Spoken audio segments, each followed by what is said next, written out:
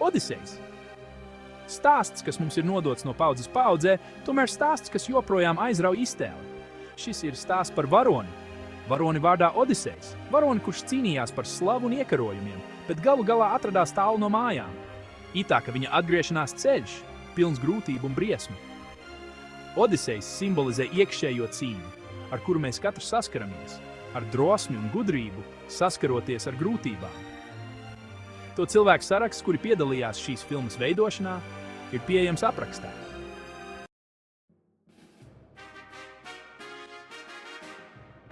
Odiseja mūs aizved pasaulē, kas pilna ar mūžīgiem stāstiem un leģendām. Mēs satiekam ikoniskus tēlus kā Polifems, aklais ciklops ar nevaldāmu niknumu, Kirki, burve ar 1000 dziru un valdzinošās sirēnas, kas pievilina jūrniekus ar savām neatvairāmajām dziesmām. Katrs izaicinājums, ar kuru Odisejs saskaras, viņu norūda, parādot mums gan viņa spēku, gan ievainojamību. No viņa ceļojuma mēs mācāmies par atjautības, drosmes un ticības nozīmi.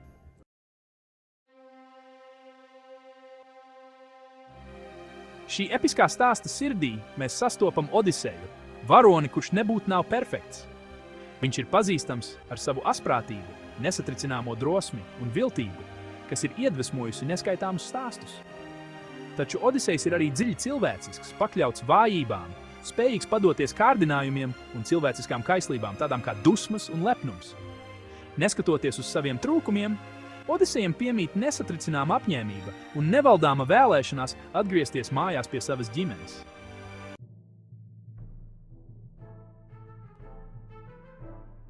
Odisejs nebija tikai drosmīgs varonis, bet arī karalis, kas bija atbildīgs par savu tautu. Ceļojuma laikā viņam bija jāpieņem sarežģīti lēmumi, un bieži vien bija jāizvēlas starp savu apkalpu un personīgajiem mērķiem. Šie pārbaudījumi parādīja viņa spēku un līdera dotības, pat ja tas prasīja lielus personīgus upurus. Viņa vadība nekad nebija bez šaubām un pārdomām, kas apliecināja viņa lomas sarežģītību.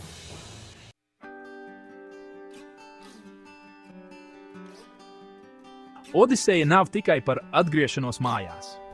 Katrs pārbaudījums, ar kuru viņš saskaras, katrs izaicinājums, kuru viņš pārvar, tuvina viņu īstajam mērķim – atrast savu vietu pasaulē. Odisejs mums atgādina, ka īstās mājas nav tikai fiziska vieta, bet gan sajūta, vieta, kur jūtamies pieņemti.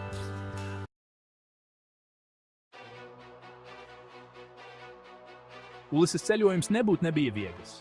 Poseidons, jūras dievs, bija nikns uz Ulisesu, jo viņš bija apžilbinājis viņa dēlu, ciklopu Polifēmu. Tomēr pat dievu dusmās cerības stars spīdēja no Atēnas, gudrības dievietes. Kā viņa aizstāve, Atēna vadīja Ulisesu, dāvājot viņam drosmi un gudrību viņa ceļojuma tumšākajos brīžos.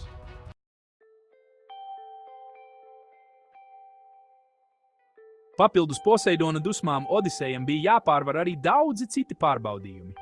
Sirēnas ar savām valdzinošajām dziesmām simbolizē kārdinājumus un briesmas, kas pavadīja viņa ceļu.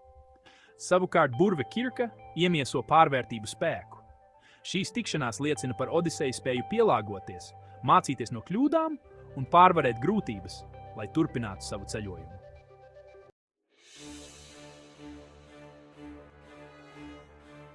Tie atspoguļo mūsu dziļākās bailes.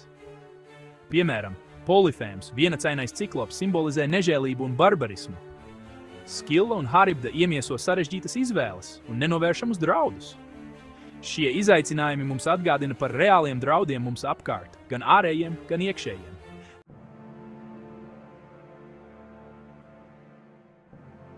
Odiseja nav tikai piedzīvojums stāsts. Tas ir dziļš mācību stāsts par cilvēciskajām vērtībām. Odisejs, kurš pastāvīgi sastopas ar šķēršļiem un grūtībām, iemieso varonības garu visās tā izpausmēs. Viņš cīnās ar mītiskiem radījumiem, izaicina dievu dusmas un stājas pretī vētrainas jūras niknumam. Odisejs nekad nezaudē cerību. Viņš rod spēku sevī, lai izdzīvotu un atgrieztos mājās. Odisejs mums māca, ka īsti varoņi nav tie, kas nejūt bailes, bet gan tie, kas spēj tās pārvarēt.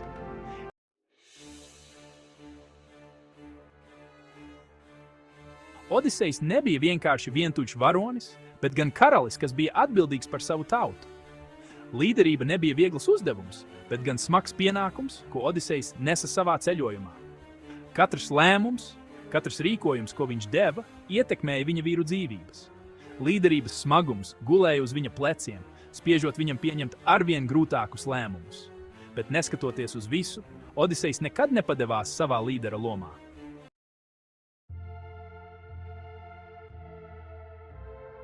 Odiseja bija pilna ar grūtībām, kas pārbaudīja ne tikai viņa fizisko spēku, bet arī viņa gara spēku.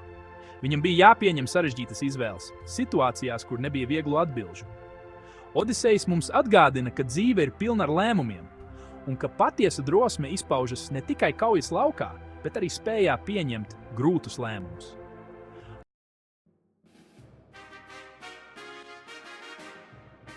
Odisejā jūra nav tikai Ulisa ceļojuma fons. Tā ir spēcīgs simbols. Jūra var būt mierīga un klusa, tā var būt bīstama un biedējoša citos brīžos. Tāpat kā dzīvē ir kā pacēlumi, tā kritumi. Ulisa ceļojums ir metafora izaicinājumiem, uzvarām un nenoteiktībai, ar ko mēs visi saskaramies dzīvē. Jūras plašums atspoguļo nezināmo, kas mūs sagaida, tāpat kā Ulisu. Odiseja mums atgādina, ka dzīve, tāpat kā jūra, ir atklājumu ceļojums. Gan plašajā pasaulē ap mums, gan mūsos pašos.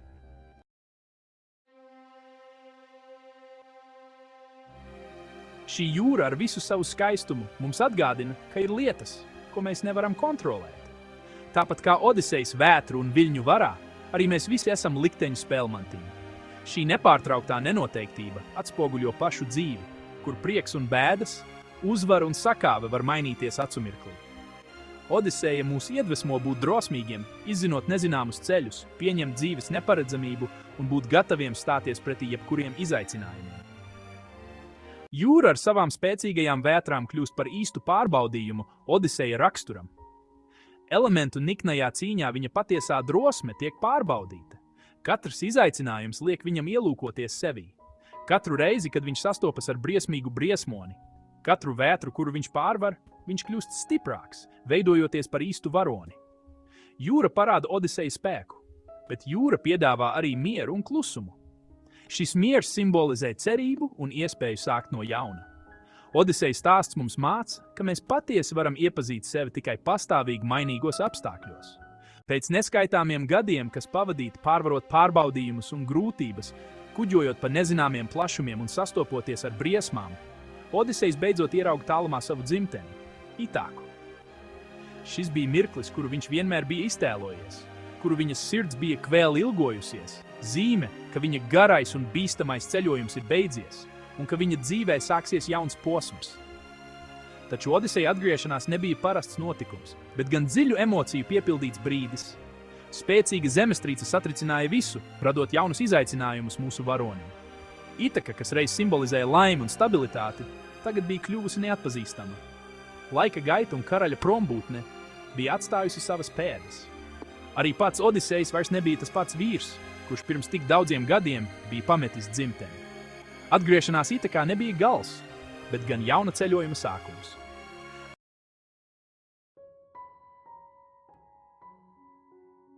Atgriezties Itakā nenozīmē tikai atgriezties mājās.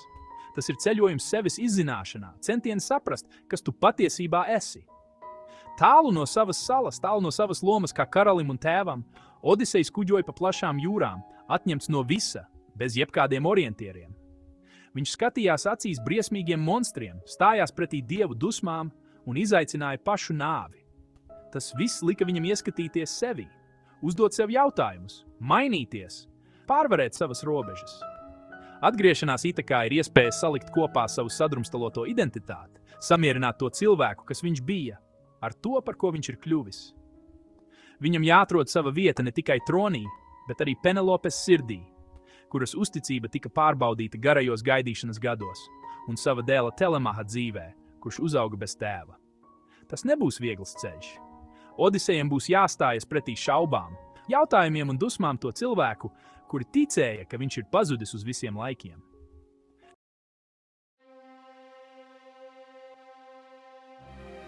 Odisejam atgriezties Itakā nenozīmēja vienkārši atgriezties fiziskā vietā. Tas nozīmēja atrast svarīgākās lietas dzīvē – ģimeni, mīlestību, uzticību. Itaka nebija tikai sala, tā bija simbols, droša osta dzīves vētrās. Sava ilgā ceļojuma laikā Odisejs vienmēr atcerējās savas mājas un ģimeni, un tas viņam deva spēku un drosmi. Viņa atgriešanās mums atgādina, ka patiesa laime nav atrodama bagātībā vai slavā, bet gan vienkāršos brīžos, kas pavadīti kopā ar mīļajiem. Odisejas stāsts mums māca, ka īstais ceļojums ir tas, kas notiek mūsos pašos, meklējot jēgu un identitāti, un tas mūs atgriež pie svarīgākajām lietām – mīlestības, ģimenes, kopības. Itaka ir tā vieta tevī, kur jūties ērti, mierā ar sevi un pasauli. Šī vieta vienmēr ir ar tevi, un tu vienmēr vari to atrast, lai cik grūta būtu dzīve. Odiseja vēstījums joprojām ir aktuāls. Tas mudina mūs pārdomāt savu personīgo ceļojumu, novērtēt saites, kas mūs vieno ar mūsu saknēm, un nekad nepadoties savas Itakas meklējumos. Odiseja ir atstājusi neizdzēšamu nospiedumu rietumu literatūrā un kultūrā. Gadsimtu gaitā episkais stāsts ir neskaitāmus mākslinieks, rosinot viņu izteikt. Stāsts par Odiseju, kurš cenšas atgriezties, ir stāstīts literatūrā, teātrī un kino. Sākot ar romiešu dzejniekiem un beidzot ar Elizabetes laika dramaturgiem, līdz pat mūsdienu autoriem un režisoriem, daudzi ir smēlušies iedvesmu Homēra darbā. Pētot tādus universālus tēmas kā piedzīvojums, sevis izzināšana un ģimenes un māju nozīme. Ar savām mūžīgajām tēmām un neaizmirstamajiem tēliem Odiseja pārsniedz laiku un kultūru, kļūstot par neizsīkstošu mākslinieciskās iedvesmas avotu. Bet tās ietekme neaprobežojas tikai ar mākslu.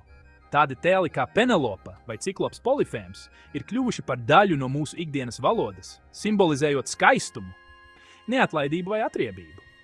Ar savu mūžīgo aktualitāti un spēju uzrunāt plašu un daudzveidīgu auditoriju, Odiseja ir veidojusi mūsu skatījumu uz pasauli, mūsu vērtības un to, ko nozīmē būt īstam varonim. Odiseja nav iedvesmojusi tikai pagātnes cilvēkus. Mēs varam redzēt tās ietekmi, it īpaši kino pasaulē, kur daudzas filmas ir gūšas iedvesmu no šī senā stāsta. Piemēram, brāļu Koenu filma Ak, brāli, kur tu esi? Vai Antonija Mingelas atgriešanās Kolda kalnā. Lai arī filmas norisinās dažādos laikmetos un vietās, tās visas vieno tādas kopīgas tēmas kā ceļojums, ilgas pēc mājām un ģimenes nozīme. Šīs mūsdienu filmas interpretē seno stāstu un parāda, cik aktuāls Odisejas vēstījums ir arī šodien. Arī literatūras pasaulē mēs atrodam daudz piemēru, kas liecina par Odisejas ietekmi. Daudzi rakstnieki, piemēram, Margareta Atvuda savā romānā Penelopiāda vai James Joyce savā darbā Ulysses, ir aplūkojuši Odiseju no jaunām perspektīvām, piedāvājot jaunas stāstu un tā varoņu interpretācijas. Šie mūsdienu darbi godina oriģinālo darbu un vienlaikus liek uzdot jaunus jautājumus. Tas pierāda, ka Odiseja joprojām spēj rosināt domāšanu un radošumu. Odiseja nav tikai sens stāsts, bet gan darbs, kas dzīvo kopā ar mums jau gadu tūkstošiem un turpinās mūs ietekmēt arī nākotnē. Tas pierāda tās universālumu un mūžīgo vērtību.